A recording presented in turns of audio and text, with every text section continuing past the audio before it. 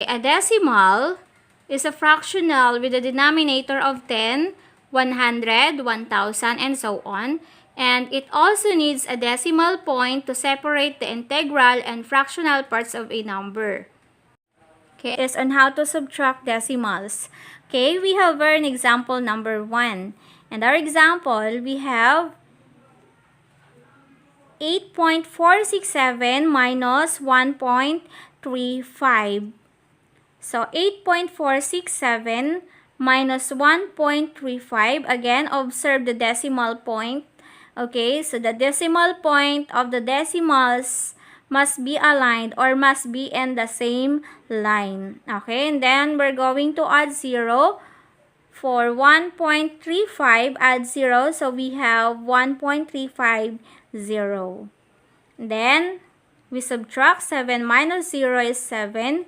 6 minus 5 is 1. 4 minus 3, 1. And 8 minus 1 is 7. Okay, so the answer is 7.117. So that is how to subtract decimals. Okay, next let's have another example, number 2. 4.17 minus 2.358. Okay, again, 4.17 minus 2.358. Again. Okay, same steps. We're going to observe the given points or the decimal points of the given decimals. And it must be on the same line or it must be aligned. Okay, so the next, we're going to add 0 for 4.17, then add 0, so it becomes 4.170, and then we subtract. 0 plus 8 cannot be, so we borrow 10 from 7, so 7 it becomes 6, and 0 it becomes 10.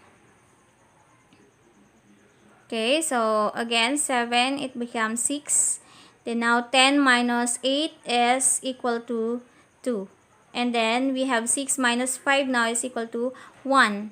Okay, again 1 minus 3 is, we can't subtract. So we borrow 10 from 4. So it becomes 11. Then 4 it becomes 3. Then now we have 11 minus 3 is equal to 8. Then now we have 3 minus 2 is 1. Therefore, we have 1.812 for the difference of the given decimals. Okay, and that is how to subtract decimals. Okay.